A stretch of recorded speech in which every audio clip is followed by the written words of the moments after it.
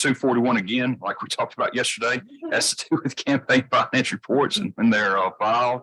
And we talked about it yesterday. And so I'll entertain for a second time, we'll entertain a motion if anybody wants to speak on the bill or have any questions or comments. I'll speak. I understand one of our house friends contacted me about it, and I think the problem he's seeking to address, if I remember correctly, is that currently if you file the campaign finance report the day it's due, but after a certain time in the day, that's considered late, and you can't, then they won't recognize it until the next working day. So in one instance, it was a Friday, was the deadline day.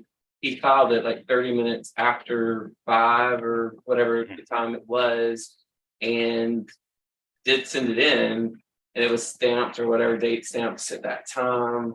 But under the current wording of the statute, he was fined, I think, what, $50 a day or something like that until Monday, when the Secretary of State staff came back into work, found it on the fax machine or whatever it was. And so I think what this bill does, if I'm understanding correctly, is to say as long as it's there by midnight on the day it's due, whether it be a fax, an email, or a hard copy, brought into the office or mailed in or whatever, that would count as a timely submission, and therefore you would not have the $50 late fee as long as it's received on the day it's due by midnight of that day, 11:59 or whatever it is again. I think that's what the representative. That's what I understand. And then also I was told this morning that it fell on a weekend holiday. So even that Monday, he was fined another $50. It was, I guess, 3 days worth Two- of filing. I was told Friday, Saturday, Sunday, Monday, $200. That's what I was, but yes, ma'am. Mr. Chairman, isn't this sort of like when you file your income taxes that you've got until midnight, or it extends over like until the 17th if the 15th does fall on a Saturday? I think you said the wiggle room. Yeah, amendment. this wiggle room is what I That's right. referred to it as yesterday. Yes, sir, Senator. No. Is this thing on? It's on. No, it's not like filing your income taxes. The theory about campaign finance reports is that the real penalty for failure to file and the real way that there's an impact of what's filed is that it gets to be a campaign issue. Because, I mean, I really have cold feet about telling someone he can't run for office or he can't hold office because he didn't file a report. But the remedy is in the public debate. And so all of these deadlines are there for the purpose of getting something filed quickly enough and disseminated quickly enough so that the voters will have time to digest it. That's why we have the filing date so close to the election and on and on and on. And so that's also why we have a 5 p.m. deadline. And that's also why we back up the deadline earlier, is we want the stuff filed in time to have an impact. It's not like filing your income tax return where after it's filed, all that takes place is somebody at a revenue office looks at it. And this is the concern about delaying the deadline till midnight and on and on and on.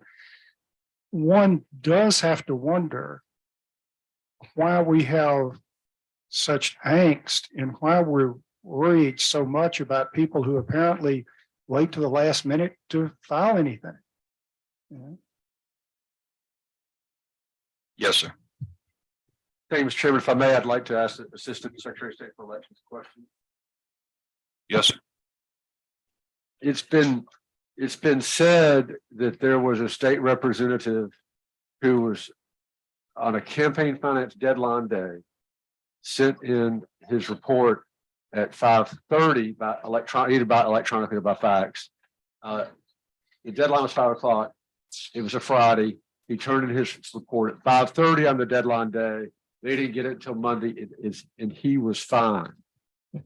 Isn't it true that no one is fined until the 10th day after the deadline? And if you're a day late or 9 days late, you are not fined. You're not fined until the 10th day after the report was due. Yes, sir, that's correct. There's a 10-day grace period after the initial filing deadline for the file convention. So if he's concerned that he was fined for Friday, Saturday, and Sunday, he was already 10 days late. Yes, sir, anybody who would be fined would be 10 days past the original filing. The way I understand that it works, unless it's changed, is there's a deadline. It's 5 o'clock. To the extent there's media anymore, they come in and say, I'd like to get the campaign finance reports from the candidates who are running for governor, the candidates who are running for Senate District 29. And the secretary, and you can say at 5 o'clock, well, he's filed or she's filed, and he didn't file on time, and after 5 o'clock, the report is late. You send out a list 2 days after the deadline that says these people did not file on time. And you probably indicate the people who have filed within those 2 days, they subsequently filed prior to that release. And then no one is fined until the 10th day, and then you can start that process. That's correct. Okay. Thank you. Any other questions or comments? I'll entertain a motion. How else could you do that? Motion's title sufficient to pass. All in favor signify by saying aye. Aye. Any opposed? No. The ayes appear to have it. The ayes have it. Okay. Let's go to House Bill 1310. We have a strike all.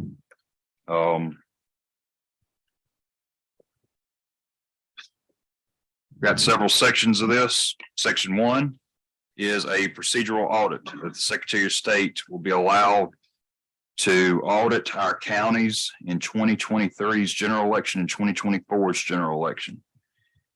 There will be only 16 counties that will be audited. They will be selected at random by the Secretary of State. When the Secretary of State chooses those 16 counties, they can audit 25% of the total precincts or 5 precincts, whichever is the lower number.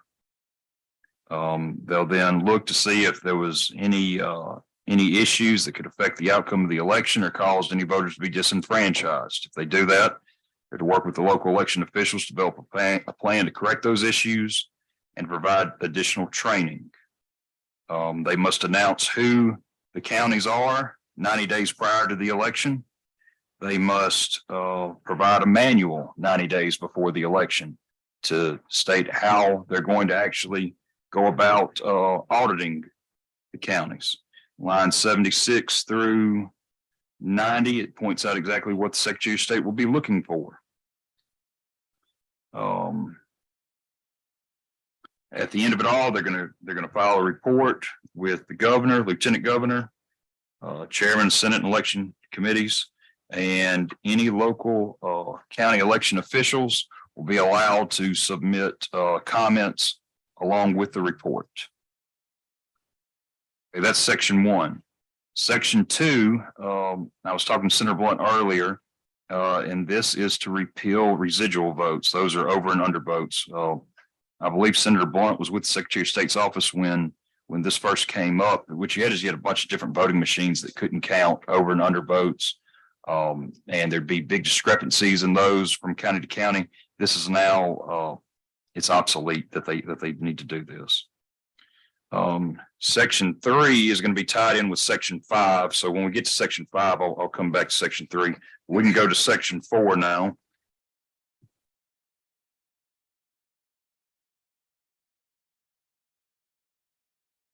Section 4, there are no changes. We're just bringing that code section forward as we see about potential audits, where money of the election support fund should be distributed. If we go to section 5 now, which is starting on line 421, this is going to be our voter roll maintenance bill that there may be 2 different copies going around here because I'm seeing a section 5.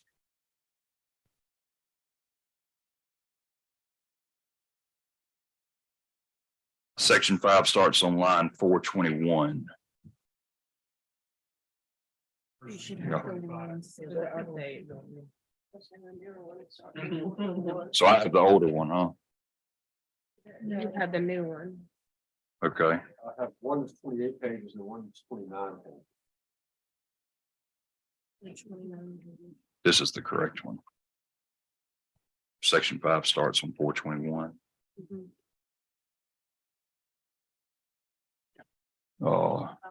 Does anybody have one that has a section 5, 421? Yes.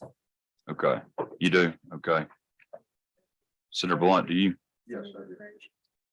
Which is correct. Okay, all right, so Which is correct. 421 is the correct one. That I think Senator Frazier should have that version, Okay, but they would have probably received both.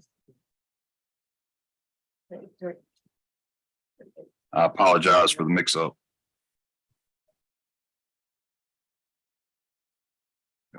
The 29. The 29 page one was the correct one.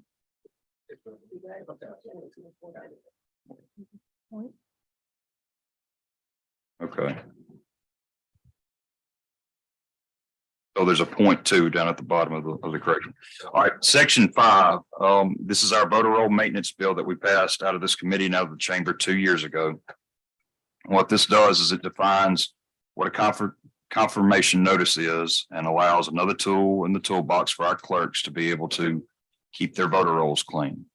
It provides that if 2 general federal elections go by and no one has served on jury duty, you haven't voted, we haven't heard from you via an email or anything like that, then that's a new trigger to be able to send you a confirmation notice.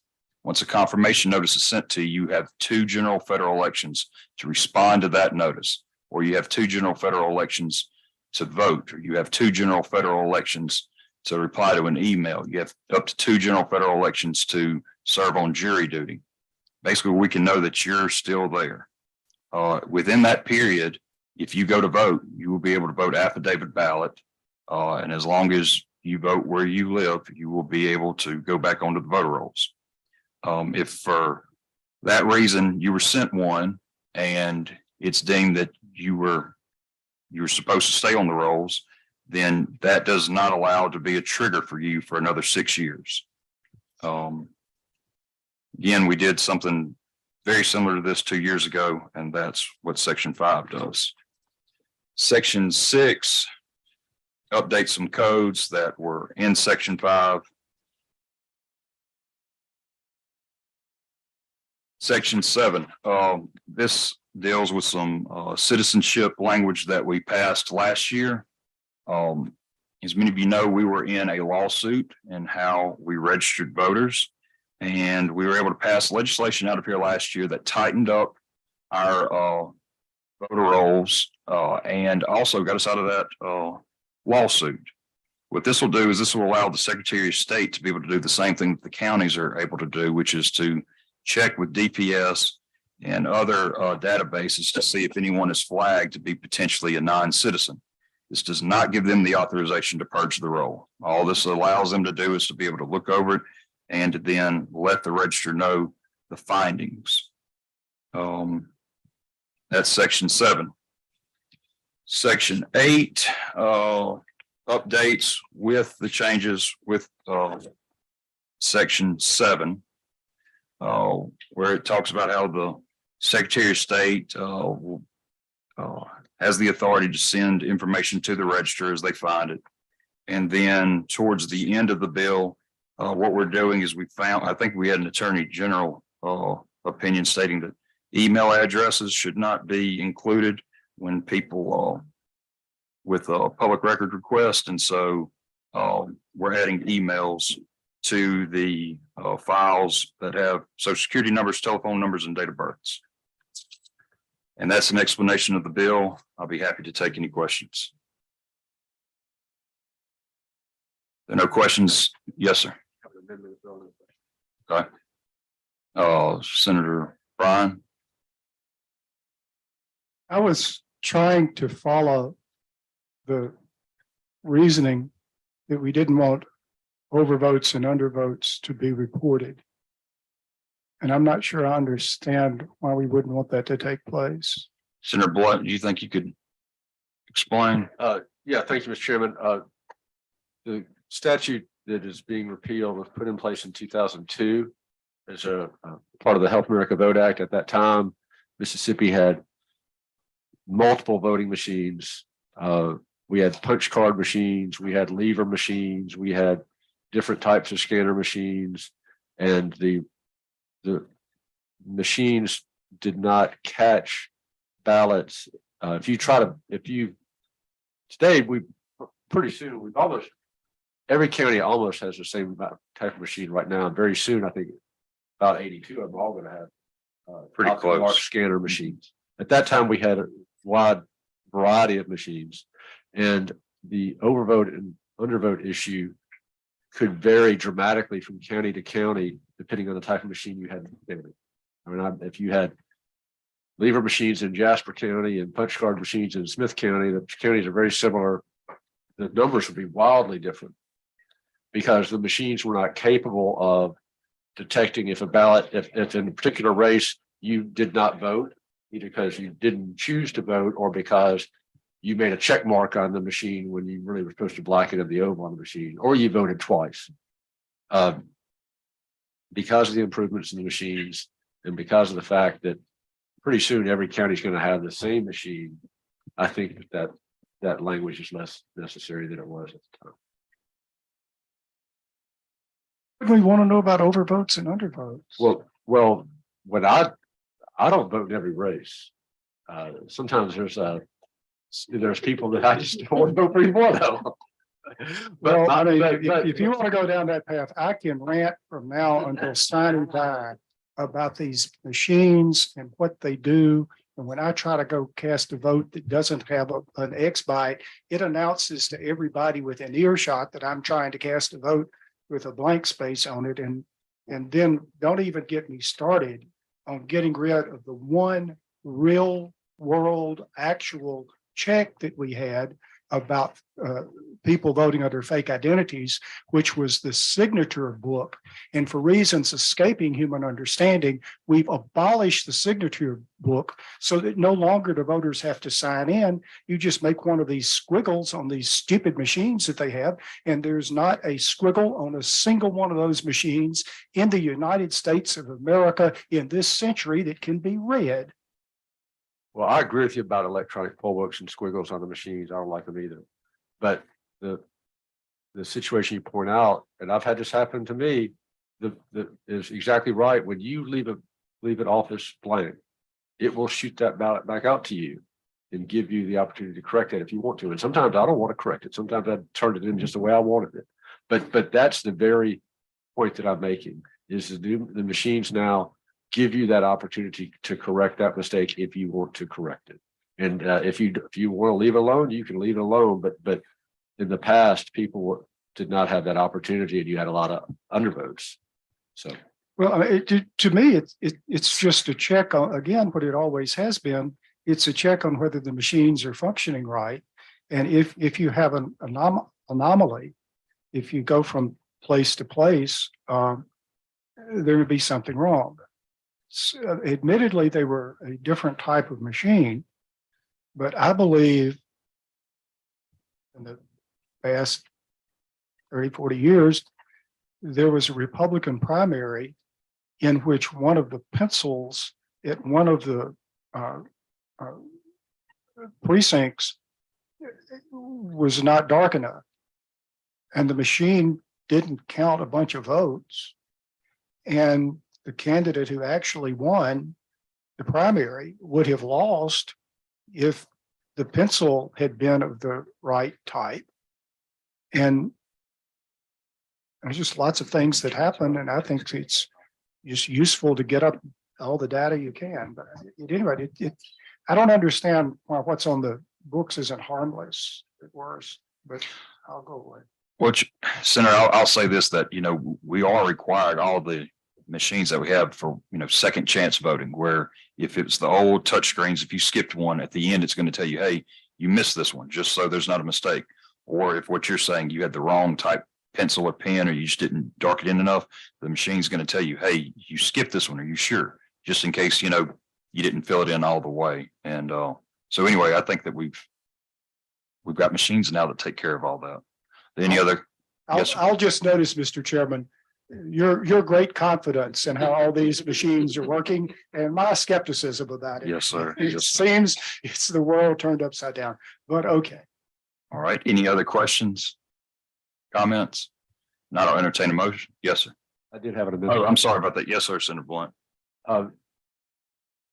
I think audits are good. I think post-election, pre-election. The thing in this bill that gives me a lot of indigestion is the purging provisions in section 5. Say that again. The thing that gives me concern is the purging provisions in section 5. This is the new language beginning on line 423. And this is the provision that can purge someone who does not vote in 2 consecutive federal elections or respond to a postcard. So I believe for most Mississippi voters, a general election in an off-year congressional election is a snooze affair. It is not competitive. You saw that last year. And then sometimes there are presidential elections where people don't like either one of the candidates and they just opt out. If that happens to you, then that's 2 consecutive federal elections and you can be sent a postcard and you can be purged for failure to respond to some government generated postcard. So my amendment would be to delete subsection C. Therefore, the election commissioners can send you a card if you filled out an NCOA form. They can send you a card if another county shows that you've registered. They can send you a card if subsection D, if they have reliable information that you've moved within or outside of the state. But they're not going to send you a card simply because you failed to vote in 2 federal elections. So we're going to delete slide 439 to 441. That's the amendment. Okay. Yes, ma'am. I appreciate the spirit of what Senator Blunt's saying. I did serve as an election commissioner in Montgomery County some years back, and I can tell you the hardest thing in the world to do is to take somebody off the voter rolls. If I miss 2 Sundays in church, which might be snooze affairs also, I'm hearing from the choir members, like, where were you? Because I'm sort of the alto section in our choir. So I'm not offended by the fact that we would send somebody a card saying, are you still with us? Are you still voting? Do you still live here? Anything we can do to help keep the voter rolls current, I think is good business, because from my experience in Montgomery County, and I had no reason to think that anybody was trying to disenfranchise a voter, it was very, very hard to clear up the voter rolls. So that's my answer to what you're saying. Thank you. Yes, sir. Are we putting people on an inactive list or are we purging them and taking away their right to vote? They are being put on an inactive list. And then anybody that is inactive for whatever reason, but if you're in inactive status and you do not vote for 2 general federal elections, then you're purged from the rolls. Now, it does state in there That that means you lose your right to vote. that means that you're taken off the voter rolls. If you respond to the notice, No, or if you serve in you haven't done anything. sitting at home. I'm not voting. I'm not looking at my mail. I'm not watching TV. I'm not watching the internet. So I'm just sitting at home. Yes, sir. If for whatever reason you're sent a confirmation notice, which a new trigger for that would be for not voting in 2 general federal elections or any election in between, or for not having any contact with the circuit clerk's office, then we're going to send you a forwardable confirmation notice. You'll then have 2 general federal elections to respond, or you'll have 2 general federal elections to vote or to serve on jury duty, to get in contact with the clerk's office, something to know where we know that you're there. If not, then you will be purged from the rolls. When you say purge from the rolls, I want to be clear. You lose your right to vote and you have to go register again. You have to register again. Yes, sir. I'd like to speak. Yes, sir. There is a precinct in Amory, Mississippi, which is just about a 100% African-American precinct. It's the part of town which historically was the black part of town. That precinct usually votes 400 people. There's one election where the turnout was slightly more than 500, and everybody that was trying to get turnout was mighty proud. In November of 2008, at 7 a.m. in the morning, there were lines of people waiting to vote. Because Barack Obama was running for president. That box voted 700 and some odd people. Those people were real people, Mr. Chairman. They weren't fictitious people. They weren't people masquerading as someone else. Those were people who finally felt they had something to vote for. And they weren't going to let that opportunity pass them by. And who had not always voted in the past and hadn't returned the cards and let 2 federal elections slip by and whatever other sinful things they had done. And I felt democracy, and I felt good that we had a good turnout. Those people that voted felt good about themselves and felt they had participated in democracy in the United States of America and under this bill. A large number of them would have been told, you cannot vote. You have lost your right to vote. You should have voted previously. You should have answered the postcard. You should have done this. You should have done that. But we have taken your name off the rules. You cannot vote in this presidential election. And I don't know what this provision is seeking to cure. But I know what the effect of it would have been in Amory, Mississippi in November of 2008. Thank you. Any more questions on or comments on the amendment? Close if there are no other questions. Okay, I would ask that we don't vote for the amendment, but to amend the bill, but the will of the committee, all in favor of. If I may close, Mr. Chairman. Oh, sorry, yes, sir. I represent the town of Terry. And there are a lot of folks in Terry who live outside of town, don't live in the municipal limits. They have a street address, but they have difficulty getting their mail delivered to them on a rural road. And so they get their mail to the post office box in Terry. And a lot of times when I send mail down to those folks, the mail comes back because I didn't put their post office box out there. I put the county road where they live. Those folks aren't going to get that postcard because that postcard is going to go to the physical address where they live. It's not going to go to the post office box. They're not going to get that card. This is the right to vote includes the right not to vote. And if you believe that, the only thing standing between you and being purged is a little computer generated government postcard that you get one time, otherwise you're out. And I just don't think that's right. And I ask you to vote for the amendment. Yes, sir. This question's for Senator Blunt. Do you feel your amendment fixes the problem you and Senator Bryan have described? Yes, if I wanted to delete the whole thing, that's what my amendment would have done. If someone has indicated that they're moving by filling out a U.S. Post Office change of address form, or someone, and this is what Sims is for, and this is, I think, you see a lot of this in the state. If someone moves from Hinds County to Rankin County and registers to vote in Rankin County, then by all means, the Rankin County folks ought to notify the Hinds County folks, and that person ought to be purged because that voter's done something affirmative. They've registered to vote in Rankin County.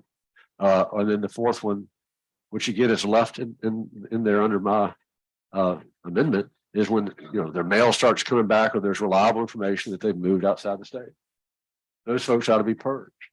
But They're not purged because they chose not to exercise their right to vote. It's because they've done something to indicate they're no longer living at the address where they were living. And so again, for clarification, your amendment would remove just lines 439 through 441 in the bill we have. Correct. Yes. Okay, any other questions? All right, if you're favoring the amendment, signify by saying aye. Aye. If you're opposed, no. All right, the chair is in doubt. If you're all in favor, indicate by raising your hand. If you're opposed to the amendment, indicate by raising your hand. There's a tie. I say no to the amendment. All right, so we're back on the bill. Do we have, I entertain a motion if there are no more questions or comments? Title sufficient to pass, strike all is the motion. All in favor indicate by saying aye. Aye. Any opposed, no? No. The ayes appear to have it. The ayes have it. Yes, sir. Quick point of clarification, when may be recognized. Yes, sir. Absolutely. Senate Bill 241, the author of the bill has joined us, and does anyone think I am speaking or telling the committee something that is not true? I certainly would like for the representative to be recognized to explain what happened in the situation. Absolutely. Yes, sir. But this was a periodic report. Periodic report, but it was not 10 days late. when we looked it up. But I appealed it to the ethics commission because I think everything is fines. And they sent me back this code section that said that it is not being, the way that they do it, they do not being admitted until they reopen the office, which is on Tuesday. I submitted it at 5:30 to 5:45 on Friday. And that was how they came to those killings. So that, I don't know if that's just a question or not. I was not here privy to the earlier conversation. That was the day, that was the way I was told they were calculating the days. That's 3 years ago, so there may have been other parts that I'm not remembering correctly. Well, if you were fined and you weren't 10 days late, you and him need to have a conversation. So, That's Secretary of State. yeah, yes, sir. Again, the purpose of this is to get information available during a political campaign so that it can be digested and people know what's going on. If this is what we're going to do, I think it would be well to take that Friday deadline that we have and turn it into a Thursday deadline, which means that you've got one more day that you can do last minute stuff that won't be reported.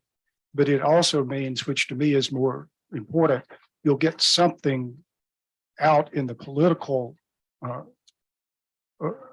public arena or whatever, where there's something that might be done about it. So I'm not in any position to offer an amendment now, but I do think that if what we're talking about are the Friday deadlines before an election, that we should consider making sure all the deadlines fall on Thursdays and not Fridays. I don't disagree with Senator Bryan on that. I just wanted to make Representative Sanford available for anyone to cross-check the story. Okay, with that, we appreciate it. We'll entertain a motion. Rise and report.